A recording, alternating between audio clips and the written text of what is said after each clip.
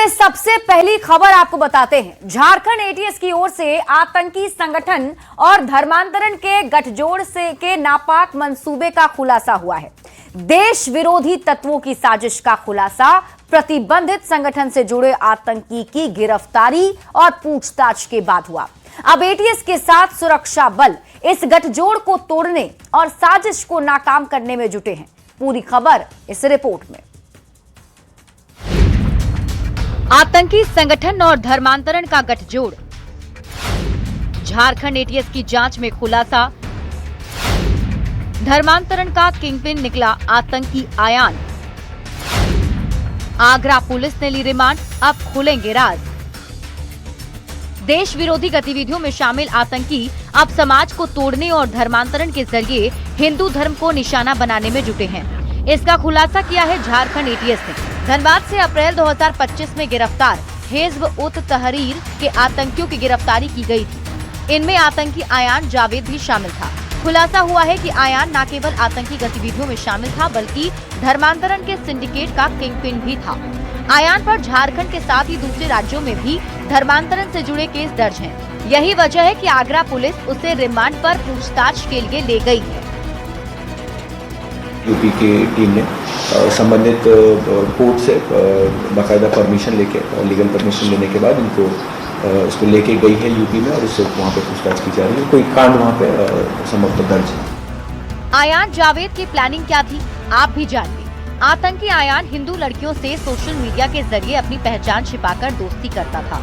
इसके बाद उनका ब्रेन वॉश कर धर्मांतरण के लिए प्रेरित करता था। उसके पास से कई हथियार भी मिले हैं जिसके जरिए वो किसी आतंकी घटना को अंजाम देने की फिराक में था। उसके पास से कई प्रतिबंधित साहित्य भी मिली है। इसमें कई उन्मादी बातें लिखी थी। कुछ लोगों की जो गिरफ्तारी हुई थी उसमें इस संगठन से संबंधित कुछ भविष्य में कुछ करने की इनकी प्रिपरेशन हो रही थी। उसी प्रिपरेशन के टाइम में इनकी अरेस्टिंग की गई थी। जो केस उस समय रजिस्टर हुआ था। कुछ बैन लिटरेचर्स वगैरह भी मिले थे। उसमें अभी अनुसंधान जारी है। ये भी जानकारी सामने आई है कि जो आयान जावेद है वो न सिर्फ आतंकी संगठनों के साथ साठगांठ में शामिल था बल्कि इसके साथ ही वो जो है वो धर्मांतरण के सिंडिकेट का भी किंगपिन था। और यही वजह है कि अब आगरा पुलिस उससे पूछताछ कर रही है तो वहीं देहरादून पुलिस के रडार पर भी आयान जावेद है। देखना होगा कि अब इस पूछताछ में किस तरह से इस पूरे सिंडिकेट का खुलासा होता है। रांची से न्यूज़ 18 के लिए ओम प्रकाश। और अब बात करते हैं एलपीजी सिलेंडर की किल्लत की, जिसकी वजह से आम जनजीवन अस्त व्यस्त हो गया है। हालात इतने खराब हैं कि लोग अब फिर से लकड़ी के चूल्हे पर खाना बनाने को मजबूर हो गए हैं, जिससे स्थानीय लोगों और व्यापारियों में भारी आक्रोश दिख रहा है। आखिर क्यों पैदा हुआ ये संकट और प्रशासन क्या कर रहा है, इस रिपोर्ट में देखिए। गैस की किल्लत, चूल्हा बना सहारा। कहीं लंबी कतारें, कहीं खाली सिलेंडर। जनता बेहाल, पूछ रही सवाल।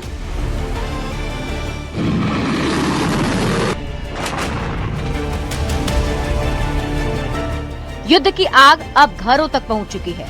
गैस की किल्लत ने रसोई तक संकट ला दिया है। गैस की कमी लोगों को मजबूर कर चुकी है कि वे फिर से पुराने चूल्हे का सहारा लें। अमेरिका, इजराइल और ईरान के बीच युद्ध का असर जमशेदपुर के सरकारी अस्पताल पर देखने को मिल रहा है। जमशेदपुर के सदर अस्पताल में गैस खत्म होने के बाद अब चूल्हे पर मरीजों का खाना बनाया जा रहा है। बड़े बड़े लकड़ी और कोयले के चूल्हे बनाए गए हैं, जिस पर अस्पताल में भर्ती लगभग 150 से अधिक मरीजों का खाना बनाया जा रहा है। लेकिन आज अब हम तो भूखे नहीं रख सकते ना मरीज को, इसीलिए तत्काल के लिए ये कर लिए।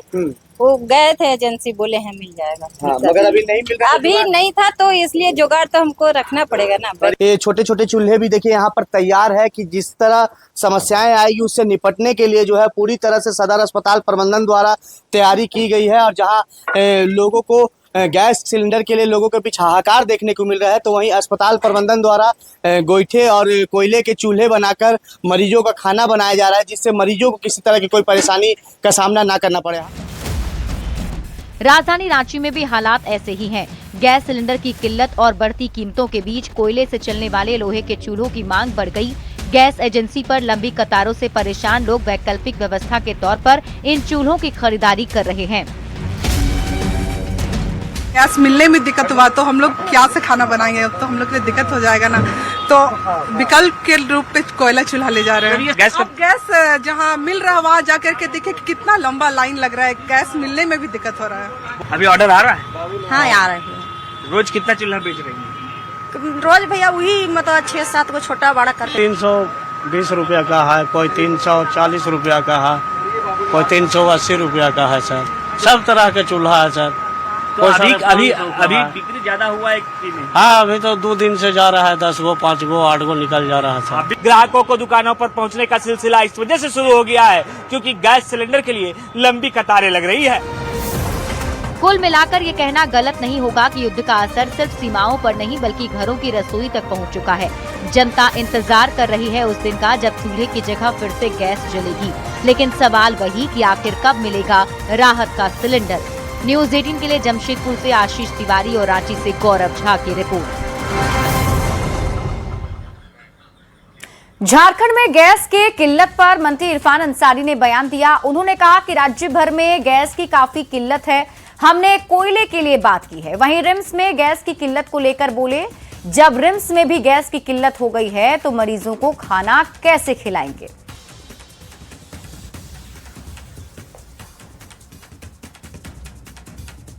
झारखंड में जिस प्रकार से एलपीजी गैस की किल्लत हो गई, हाहाकार मचा हुआ है। महिलाएं बहनें सड़क पर उतर गई, किसान सड़क पर उतर गए, व्यवसायी लोग हमारे पास आ रहे हैं, रेस्टोरेंट के मालिक लोग आ रहे थे। आज तो हद हो गई, जब रिम्स बताइए जो हॉस्पिटल में भी हम गैस मुहैया नहीं करा पा रहे हैं, वहाँ अपने मरीज को कैसे खाना देंगे। तो मैं तो एज ए स्वास्थ्य मंत्री और खाद्य आपूर्ति मंत्री होने के नाते मैं कहना चाहता हूँ, वैकल्पिक व्यवस्था मैं कर रहा हूँ, चाहे वो कोयला से हो चाहे वो लकड़ी से हो, लेकिन अपने मरीजों को तो हम नहीं कुछ होने देंगे, ये मैं गारंटी देता हूँ। और हमारे देश के प्रधानमंत्री जी मौन हैं, उनको आगे आना चाहिए। आज सच्चाई सारे लोग रियलाइज कर रहे हैं, गैस नहीं मिल रहा है, यही फैक्ट है, पीड़ा हमें हो रही है। गैस की किल्लत को लेकर सियासत भी काफी तेज हो गई है। इसी बीच नेता प्रतिपक्ष बाबूलाल मरांडी ने राज्य के सत्ताधारी दलों पर अराजक स्थिति पैदा करने की कोशिश करने का आरोप लगाया है।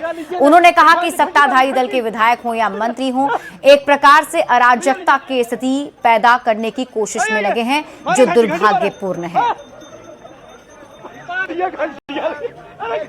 इतना बड़ा विशाल देश और इतनी बड़ी योजना और जनता को सफलतापूर्वक पहुंचा रहे हैं, इससे आज अपोजिशन के लोग परेशान है कि आखिर मोदी जी कैसे इस देश को विषम परिस्थितियों में भी संभाल रहे हैं और उसको बदनाम करने के लिए, अराजकता की स्थिति पैदा करने के लिए। जबकि राज्य सरकार का काम होता है, कोई अगर होर्डिंग करता है, कोई कालाबाजारी करता है, उनको पकड़ना, उनको देखना, लेकिन यहाँ तो सत्ता में बैठे हुए लोग ही पैनिक क्रिएट कर रहे हैं, माहौल बिगाड़ने की लोग कोशिश कर रहे हैं। तो देखिए, गैस किल्लत को लेकर हो रही गहमा गहमी के पर रक्षा राज्य मंत्री संजय सेठ ने कांग्रेस पर हमला बोला है और कहा ये पैनिक क्रिएट कर रहे हैं। पैनिक क्रिएट किए, आप सब हौसला रखें और पहाड़ी बाबा बुद्धि दे इनको कि देश के साथ खड़े हों, देश पे विश्वास करें, इतना बुद्धि दे। और इस बीच रुक कर लेते हैं बड़ी खबर की ओर। हजारीबाग से आपको इस वक्त की बड़ी खबर बताते हैं, जहां चरही थाना क्षेत्र के घाटों मोड़ के पास भीषण सड़क हादसा हुआ है। अनियंत्रित ट्रेलर ने पहले एक टेम्पो को टक्कर मारी, इसके बाद बस को ठोकर मारते हुए सड़क पर खड़े ट्रक को अपनी चपेट में ले लिया। ट्रेलर की चपेट में आने से फल और पान की गुमटी भी क्षतिग्रस्त हो गई। वहीं फल दुकानदार की मौके पर ही ट्रेलर के नीचे दबकर मौत हो गई। इलाज के दौरान 2 और लोगों ने भी दम तोड़ दिया और इस तरह हादसे में 3 लोगों की मौत हो गई, जबकि 5 से अधिक लोग गंभीर रूप से घायल हो गए हैं। कुछ घायलों को हजारीबाग मेडिकल, जबकि कुछ का इलाज रामगढ़ और मांडू में चल रहा है। चरही थाना पुलिस मौके पर पहुंचकर गाड़ियों को हटाने और सड़क जाम खुलवाने में जुटी रही। घटना इतना दर्दनाक है कि जो हमें पता नहीं चल पा रहा है। हम लोग को अपने परिजनों से जब पता चला कि इस तरह का घटना हुआ तो हम लोग आनन फानन में सदर हॉस्पिटल आए लेकिन कुछ लोग यहाँ मिल पा रहे हैं, कुछ नहीं मिल पा रहे हैं, कुछ रामगढ़, कुछ मांडू की ओर गए। लेकिन एक तो स्पोर्ट के लिए वो तो वीडियो और सब आ गया था, जो दुकान वाले थे और वहाँ दुकान पर सभी खड़े थे। और उस दरमियान में एक आदित्य सिंह भी थे जो बरही रहते थे, अपने गांव मुकरू जा रहे थे। उस दरमियान में उनके साथ भी इस तरह का हो गया। वहाँ जो है चौक में घना आबादी है, उधर से ब्रेक फेल होने के बाद बस वाला को मारा और बस वाला को मारने के बाद जो है 7 आदमी जो है बस और टेलर के चपेट में आ गया। रांची से आपको बड़ी खबर बताते हैं, जहां टाटी सिलवे में सड़क हादसा हुआ है। बेलगाम कार की चपेट में लोग आ गए। कार की चपेट में आने से 8 लोग घायल हो गए हैं। घायलों को अस्पताल भेजा गया है। कार जब्त कर ली गई है। ड्राइवर मौके से फरार हो गया। नवमी डोला मेला के आयोजन में हादसा हुआ है। तो इस वक्त की बड़ी खबर आपको बता रहे हैं। तस्वीरें भी आपको उस कार की दिखा रहे हैं जिसमें देखिए ये हादसा हुआ है। बेलगाम कार की चपेट में कई लोग आ गए। 8 लोग इसमें घायल बताए जा रहे हैं।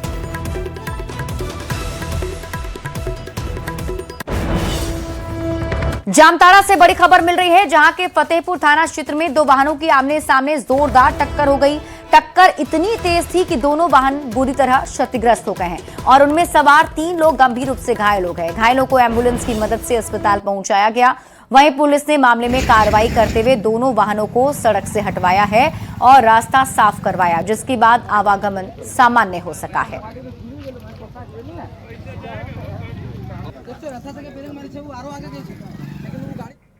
जमशेदपुर में शहर में तेज रफ्तार का कहर एक बार फिर से देखने को मिला है, जहां बर्मा माइंस थाना क्षेत्र के स्टार टॉकीज कॉलोनी के पास एक तेज रफ्तार कार ने 3 साल के मासूम को कुचल दिया। दर्दनाक घटना सीसीटीवी कैमरे में भी कैद हो गई। घटना के बाद मौके पर अफरा तफरी मच गई और स्थानीय लोग तुरंत बच्चे को उठाकर इलाज के लिए अस्पताल ले गए। घायल बच्चे की पहचान 3 वर्षीय आरुष के रूप में हुई। उसे गंभीर हालत में जमशेदपुर के टाटा मेन हॉस्पिटल में भर्ती कराया गया, जहां डॉक्टरों की निगरानी में उसका इलाज चल रहा है। पुलिस अब सीसीटीवी फुटेज के आधार पर गाड़ी और ड्राइवर की पहचान में जुटी हुई है।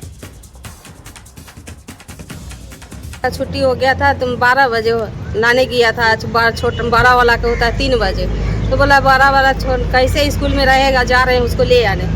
उसको साथ में छोटा वाला मेरा पोता चले गया। वही खेल रहा था। स्कूल का गेट के अंदर तो जाने नहीं, बैठने नहीं देता है। एगो गाछ है, गाछ के नीचे चबूतरा बना है, वही चबूतरा पर बैठता है।